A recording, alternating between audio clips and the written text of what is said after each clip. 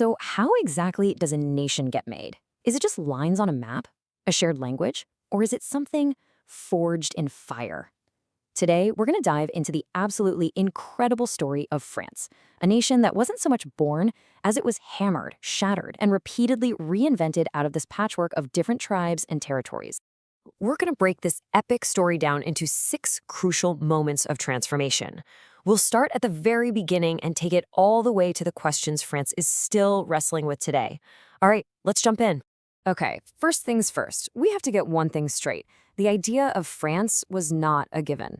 For a long, long time, this land was known as Gaul, and it was home to a bunch of Celtic tribes. The concept of a single country had to be built, slowly, layer by layer, first by Roman conquerors, and then by a Germanic tribe you've probably heard of, the Franks. I mean, just look at the dates here. We're talking about massive stretches of history. Each one of these steps was like a critical handoff of the baton. You had the Romans come in and totally change the culture.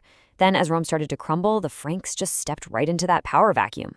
Clovis I starts to unite the region, Charlemagne builds this vast empire, and then finally, Hugh Capet kicks off the dynasty that would spend the next several centuries trying to build the thing we now call France. But here's the catch. Just because you have a king, that doesn't mean you have a unified nation. Not even close. For centuries, France was this really fractured landscape. You had these powerful dukes and counts in places like Normandy or Aquitaine, and they were the real power brokers. They had their own armies, their own lands, and honestly, they often had way more clout than the king they supposedly served.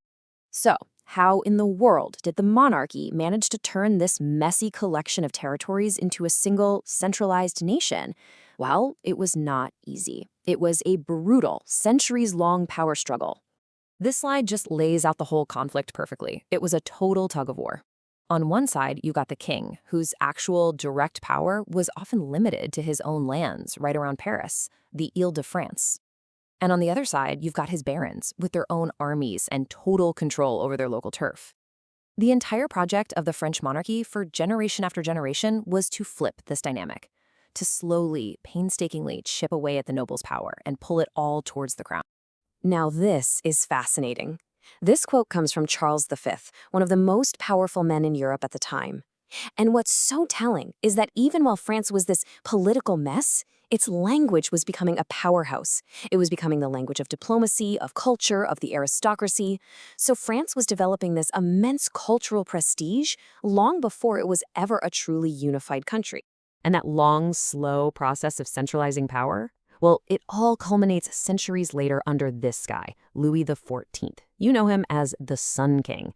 He was the one who finally broke the power of the high nobility, basically forcing them to come live with him at his ridiculously lavish Palace of Versailles. He made the French monarchy truly, completely absolute.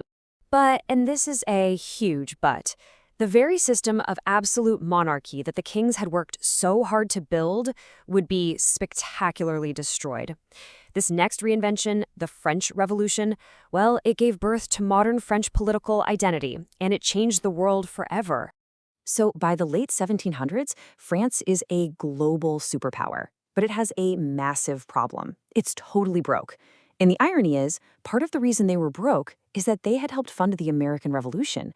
So you've got this massive financial crisis mixed with some really deep social anger, and you've got the perfect recipe for an explosion. This slide just shows you how fast the dominoes fell for the king. What started as a meeting about tax reform quickly spiraled into a full-on seizure of power by the common people. And the whole thing came to a head with the storming of the Bastille, this old medieval fortress that had become the ultimate symbol of royal oppression. And here's the key takeaway. This was not just a tax revolt. This was a complete and total dismantling of the old world, what they called the Ancien Régime. Everything, feudalism, noble privilege, the church's power, the monarchy itself, it was all just swept away. And it was replaced by 3 radical new ideas: liberty, equality, and fraternity. The revolution unleashed over a century and a half of pure political whiplash. It was an era defined by the rise and fall of empires, republics, monarchies, and the absolutely devastating trauma of 2 world wars, both fought on French soil. And of course, out of the chaos of the revolution, a new figure steps onto the stage, Napoleon Bonaparte. He was a brilliant general who eventually crowned himself emperor and conquered most of Europe. But his most lasting legacy? It wasn't actually military. It was the Napoleonic Code, a legal framework that took those revolutionary principles, like equality before the law, and spread them all across the continent. A century later, a whole new kind of trauma would redefine France. This number, 3.4 million. It's almost impossible to even wrap your head around it. That's the total number of French people, soldiers, and civilians who were killed in World War I. The war was fought on their land, scarring the countryside and just wiping out an entire generation of young men.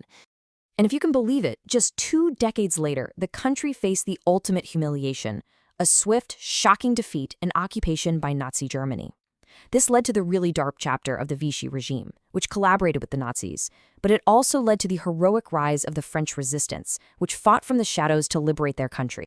So after all of this trauma, all this instability, how did France find its footing again? Well, it had to reinvent itself one more time, this time from the ashes of World War II and the really painful collapse of its colonial empire. I mean, just think about that for a second. 5 separate attempts at a republic. And that's not even counting the multiple monarchies and 2 empires they had in between, all since that first revolution. It just highlights this profound political turbulence that plagued France for over 150 years, as it was desperately searching for a stable form of government that would actually stick. The system that finally brought that stability was the Fifth Republic, which was founded in 1958 by the World War II hero Charles de Gaulle. It was created right in the middle of the crisis over the Algerian War for Independence, and it did a few key things. It established a much stronger presidency, it reasserted France's independence on the world stage, and it anchored the nation's future in the project of European integration. And all of that brings us right up to the present day, because France's complex, layered history of constant reinvention, well, it continues to shape its identity, its strengths, and its challenges today. And this is what's so important to understand. Modern France is all of its histories, all at once. It's a leader in Europe that still struggles with economic challenges. It fiercely defends its revolutionary value of secularism, what they call laïcité, while navigating a really complex relationship with its large Muslim population. It's a nation defined by reinvention, and it is still forging that identity as we speak. Which leaves us with one final thought. As France navigates all the complexities of the 21st century, which part of its epic story will guide it forward? Is it the centralizing ambition of its kings, the global grandeur of its emperors, or the disruptive, liberating spirit of its revolutionaries? The next reinvention of France is happening right now.